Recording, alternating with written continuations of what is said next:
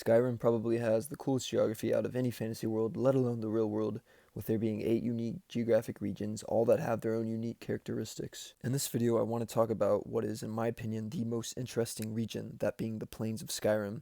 More specifically, the border of Skyrim's plains, as it can be pretty difficult to determine how far west the plains of Skyrim go. So in this video, I will attempt to circumnavigate the plains of Skyrim. The plains of Skyrim are the largest geographic region in the province, along with its centralized location. The plains are surrounded by every other region except for the rift of southeastern Skyrim. The plains are surrounded by 6 natural barriers along with valleys that connect to other regions. So to start off, we begin at the Valheim Towers, which are basically the furthest eastern border of Skyrim's plains. Everything east of the towers looks nothing like the plains. There's trees, waterfalls, the terrain looks completely different.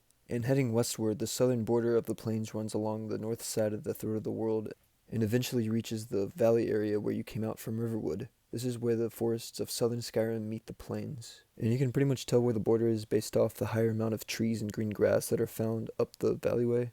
The plains continue on the north side of this other mountain where Bleak Falls Barrow is, and it continues all the way until this three-way junction. This is where the Reach, the plains, and the southern forests all connect here at this junction.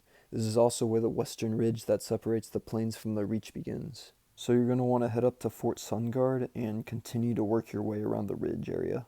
Common misconception is that people think places like Fort Sungard and other locations in the western plains are a part of the Reach, but that simply is not the case. The border continues along this ridge, and you can tell by looking down the stark contrast the Reach has from the plains, with there being greener grass and shrubs, along with juniper berries and these dead-looking trees or whatever, along with the rocky terrain of the Reach that is just completely different from the plains. So that's how you tell the difference, basically. And once at the Sundered Towers, there's going to be this kind of rock-like formation. This is pretty much where the ridge ends, and if you keep following down, there's going to be this place called Broken Tower Redoubt.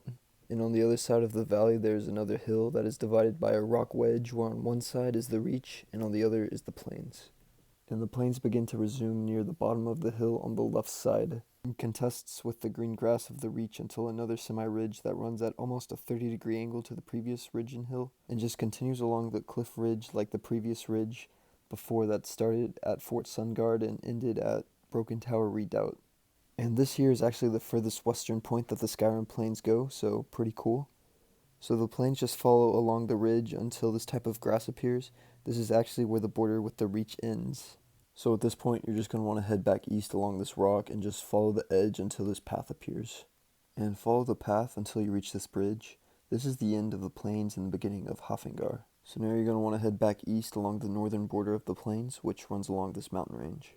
And eventually there's going to be the snow line where the range ends, and there will be a bridge where across are the marshlands of Morthal. It's cool because this part of the plains is hidden from the rest by this mountain range. And this is where the long mountain range begins that separates the plains from the eastern marshlands and the western snowy plains of Dawnstar. And there are 2 main valleys along this range, the first being where Drell's cottage is, and the second being in this general area and leads to Labyrinthian. Eventually past Silent Moon Camp, the range kind of ends, and this is Whiterun's border with Dawnstar.